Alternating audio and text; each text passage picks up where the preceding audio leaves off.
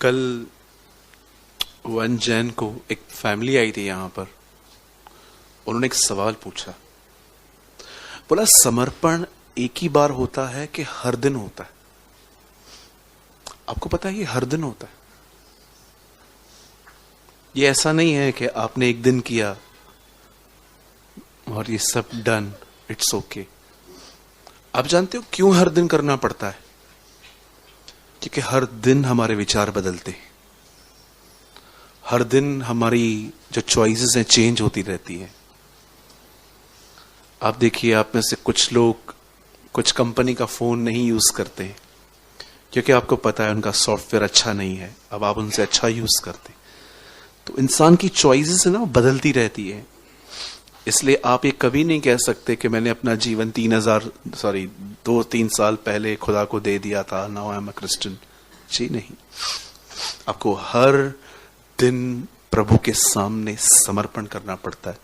आप जानते हो समर्पण का मतलब क्या होता है? समर्पण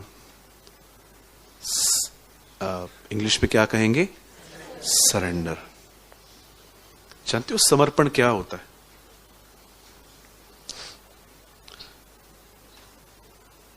आप खुदा के सामने हार जाते हो, आप उससे कहते हो प्रभु ये मुझसे नहीं हो रहा। आप जो कह रहे हो दुश्मनों से प्रेम करो, प्रभु मुझे तो परिवार से भी इतना प्यार नहीं है, और आप कहते हो दुश्मनों से प्रेम करो, बहुत डिफिकल्ट है प्रभु, हेल्प करें मेरी। जब आप अपने ऊपर क्विट करते हैं ना, ये समर्पण है। लेकिन जब आप अपने आप को पकड़ते रहते हैं ना, नहीं मैं कर लूंगा, मैं कर लूंगा, आप जानते हो फिर प्रभु क्या करता है? फिर प्रभु आपके पूरी तरह से टूटने का इंतजार करता है। वो कहता है लड़ने दे इससे। यही कारण था कि दूसरी दाखरस जो प्रभु यीशु ने बनाई थी उसमें अंगूरों का इस्तेमाल नहीं किया गया था। पहली जो दाखरस बनी थी वो अंगूरों से, ग्रेप्स से बनी थी, ह्यूमन एफर्ट से बनी थी।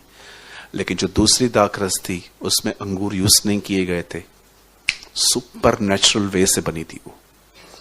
ये दिखाने के लिए तुम्हारे एफर्ट्स जहां खत्म होंगे वहां से मैं कुछ सुपर नेचुरल स्टार्ट करूंगा।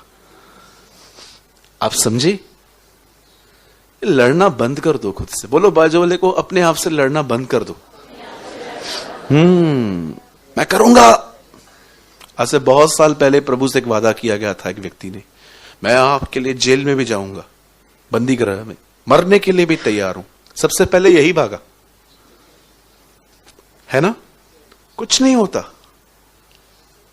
आप जानते हो उल्टा ग्रेस क्यों जाता है? जब आप सेल्फ एफर्ट्स में आते हो।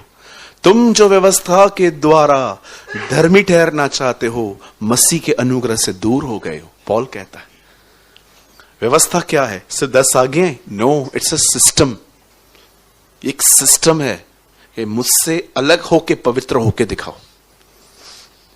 कितने लोगों ने ये देखा, पुराने नियम में लोगों से व्यभिचार बंद नहीं हो रहा था, लेकिन जब यीशु मसीह आया तो व्यभिचार छोड़ो, उसने एक और लेवल आगे जाके कहा अब मन में भी मत करो। प्रभु हम वही नहीं बन कर पा रहे हैं, ये आपने और क्या कर दिया?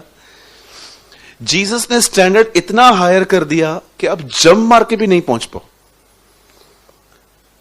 हमेशा याद रखिए, पुराना नियम मनुष्य को महसूस करवाना था कि तू बगैर खुदा के नहीं चल सकता।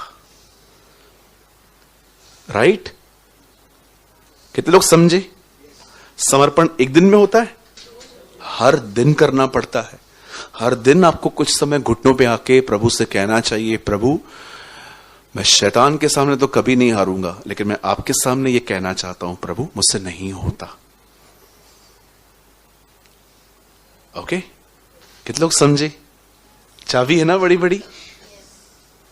खुद से मत लड़िए, ठीक है? और गुनाह हो जाता है तो क्या करना है?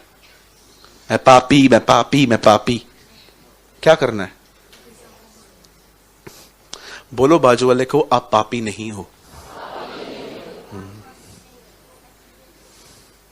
कोई भी अपने आप को पापी ना कहे, हम धर्मी हैं। नहीं ब्रदर, आप झूठ सिखा रहे हो आज सुबह सुबह। क्यों? बाइबल में लिखा है कोई धर्मी नहीं है। यही तो प्रॉब्लम है तेरा कि तू अधूरी बाइबल पढ़ता है। बाइबल को उसकी खूबसूरती में पढ़िए। रोमियो 3:10 में लिखा गया है, कोई इब्राहिम भी नहीं, इसहाक भी नहीं, याकूब भी नहीं। तो फिर 3:25 उसी अध्याय में लिखा है, अब उसके लहू के द्वारा हर व्यक्ति धर्मी ठहरता है। आप में से कितने लोग ये मानते हैं कि आप धर्मी हो? पर भाई मुझसे पाप होता है। सोचो अगर आपको अमेरिका की सिटीजनशिप मिली है, आपको वहां पर घर मिल गया अपना, आपको सरकार ने परमिट दे दिया कि चलो आप हमारे हो। मुझे आप बताइए, आपका कोई भी काम आपकी सिटीजनशिप को कैंसिल करेगा? वो आपको पनिश कर सकते हैं, वो आपको चार्ज कर सकते हैं, लेकिन वो आपको नहीं कहेंगे कि आप हमारे नहीं हो, क्योंकि वो दे चुके हैं।